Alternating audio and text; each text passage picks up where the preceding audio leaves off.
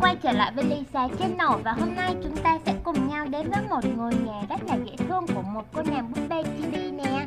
Trong ngôi nhà có căn phòng ngủ nè, tủ quần áo, một bàn học nè, một chú chó con và một nhà tắm cũng rất là dễ thương. Và chúng ta có một tủ lạnh đầy các món ăn ngon và một bộ bàn ăn nè. Và bây giờ chị sẽ bắt đầu chơi thử nha. Chị sẽ đánh thức búp bê dậy nhé. Và sau đó chị sẽ cho búp bê đi qua đánh răng và rửa mặt nè.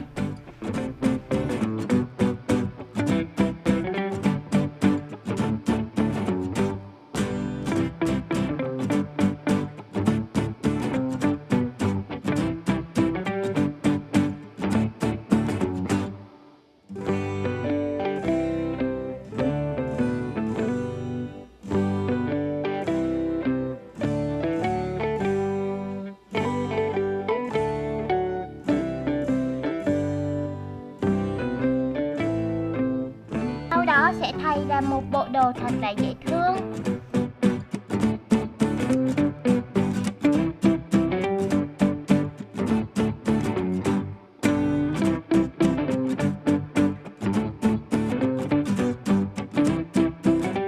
Xong rồi thì chị sẽ cho búp bê qua ăn sáng nha.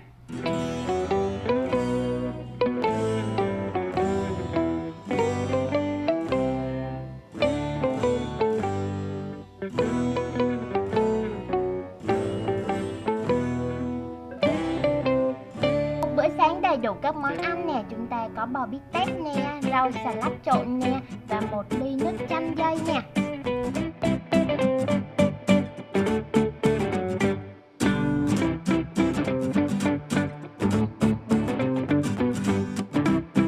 Ăn sáng đã xong, búp bê sẽ qua căn phòng làm việc của mình và chụp cho chú chó con của mình những tấm hình thật là dễ thương nhé.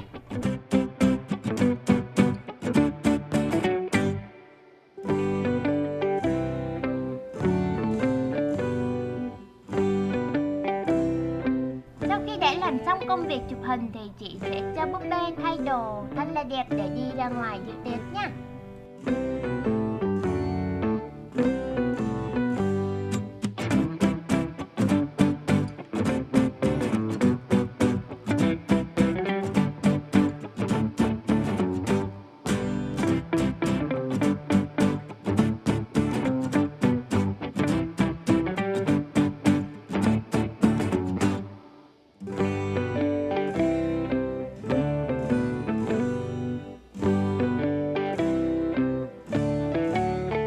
Bộ đồ này trông rất là dễ thương luôn đúng không nè? Rất là phù hợp với một buổi tiệc nè. Các em thấy quyển sách này như thế nào? Hãy bình luận ngay bên dưới video cho chị biết với nha. Và bây giờ chị sẽ hướng dẫn cho các em cách làm nhé. Đầu tiên chúng ta sẽ in những cái trang giấy này ra nè.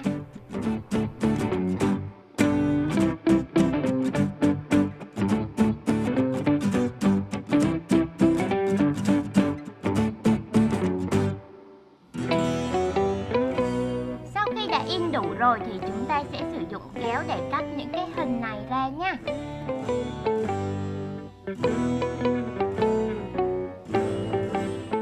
Và đây là sau khi chị đã cắt xong rồi nè. Bước tiếp theo chính là các em ơi, hãy chuẩn bị cho chị thêm băng keo trong và băng keo hai mặt và hồ dán để chúng ta cùng làm quyển sách nha.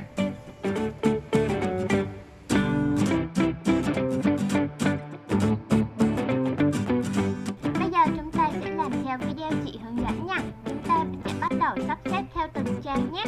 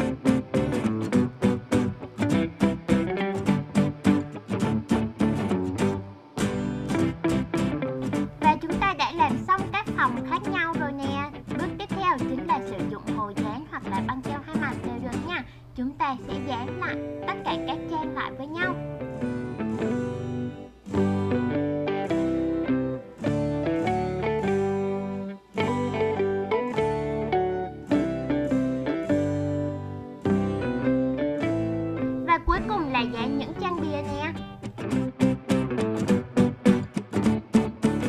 Chị đã hoàn thành xong cách làm quyển sách rồi, và bây giờ thì các em hãy xem lại thật kỹ video và làm theo các bước hướng dẫn của chị nha. Hẹn gặp lại các em ở video tiếp theo với những chủ đề mới hơn. Các em hãy gợi ý cho chị biết với nha.